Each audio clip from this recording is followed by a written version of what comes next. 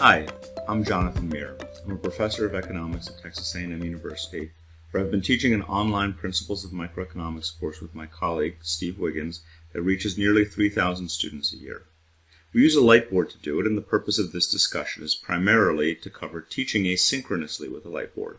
But I'll also touch on some of the folks who are doing it synchronously, which is an extra degree of difficulty, and they're often doing it with lightboards that they built themselves. But if you're interested in going into more depth about how we built our giant online course, the format of the class, assessments, preventing binge watching, the setup of the LMS, you can check out a video I made last spring when everyone was scrambling to switch online on 5 minutes notice that covers more of these topics. It's available on YouTube. If it's not linked here, just search for my name on YouTube and you'll find it. I like making the primary course content asynchronous so that students can pause and rewatch and use closed captioning. In smaller courses, meeting time slots can then be used for discussion, more and timely examples, and additional clarification. In large courses like ours, we provide a lot of additional help time, some drop in and some by appointment, so students can get their questions answered. Every one of our videos has a short "Did you get it" type of quiz attached to it, as well as a feedback form. So every semester, we can look at the most common sources of confusion, or where students aren't doing as well as we'd like them to, and address that by refilming.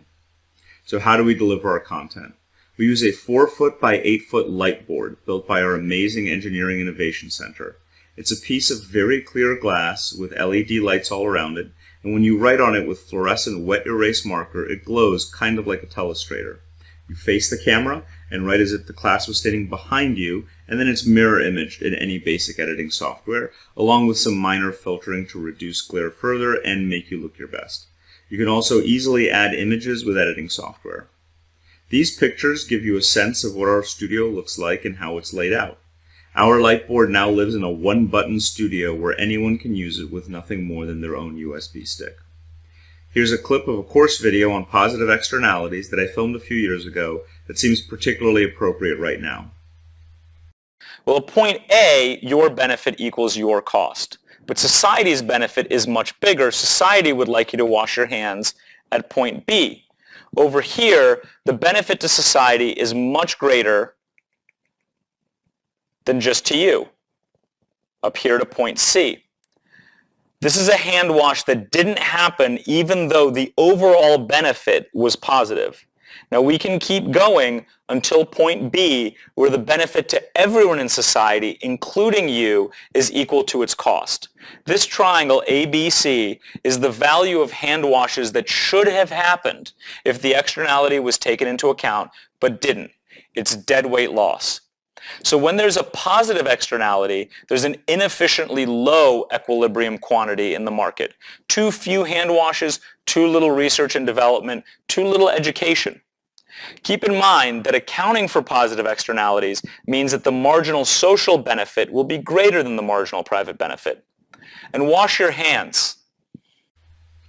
I really prefer this approach rather than the disembodied voice talking over slides, or even the disembodied voice talking over live writing. It's important to show a human and allow for gestures and expressions. I think students don't know what to write down when they see a graph appear out of nowhere, especially if the emphasis is on the graphics, like say oil barrels stacking up for a supply curve. By writing things down myself, I slow down, we write it down together, and then discuss it. And of course, they can always pause and rewind. What I really like about it is being able to face the students, albeit virtually, and make the experience more tactile. But it does take a lot of preparation. I really enjoy interacting with students, riffing on tangents that they bring up in class, or relying on their faces to guide me on whether they're getting the concepts or not. But that doesn't work in this scenario, and as many of us have discovered, it's pretty hard to pull off even in a synchronous Zoom class. It might take me up to 2 hours to write a 10-minute script, especially if it has numerical examples, and then I'll go through 3 rounds of edits when I actually film it. And having a teleprompter, just a monitor mounted behind the camera, means a smooth, though not always perfect, delivery. You really can't create content on the fly in this environment. I would block out where my graphs were going to be on the screen and think through carefully what I wanted to say. If you make a mistake in lecture, a live lecture, it's no big deal, and it can even maybe be a teaching point, but that's just not possible in this kind of asynchronous video. You should keep your videos short.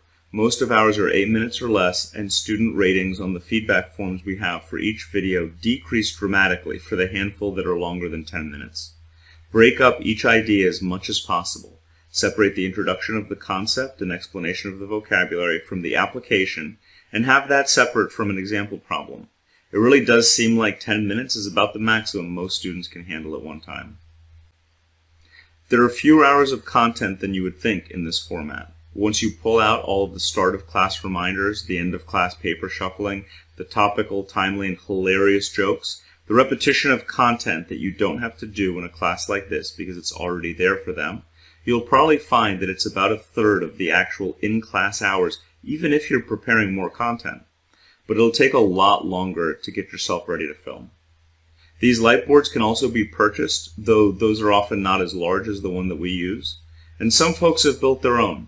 Here's Dan Quint at the University of Wisconsin, who built his own setup for about $500 and is using it this fall semester to teach graduate microeconomics. He also uses software to overlay additional material. Alex Hollingsworth at Indiana University is the speed champion, getting one together in half an hour with just $150 in supplies. He discussed the experience at his podcast, Hidden Curriculum, which I recommend in general for young faculty and graduate students, with his podcasting partner, Sebastian Teotrio of the Batten School at UVA. They were chatting with Emily Nix at USC, whose self-built lightboard setup got a lot of attention a little while back. Here she is demonstrating how she does it live, integrating the lightboard, slides, and Zoom discussion. It turns out to be very reasonable with some planning to use the lightboard live. You know, I got a lot of credit for being an early adopter of this technology, but as often seems to be the case, I feel woefully inadequate compared to those who have taken that idea and run with it. I had a lot of help getting this all set up, in large part from Shweta Kailani, the instructional designer for the College of Liberal Arts at Texas A&M. But people like Emily, Alex, and Dan did it themselves and are taking it to the next level. I've kept this on the short side deliberately so that we can have additional time for some live Q&A. Thanks for listening, and best of luck as we stuff a decade or more of changes in the way that we teach in just one semester.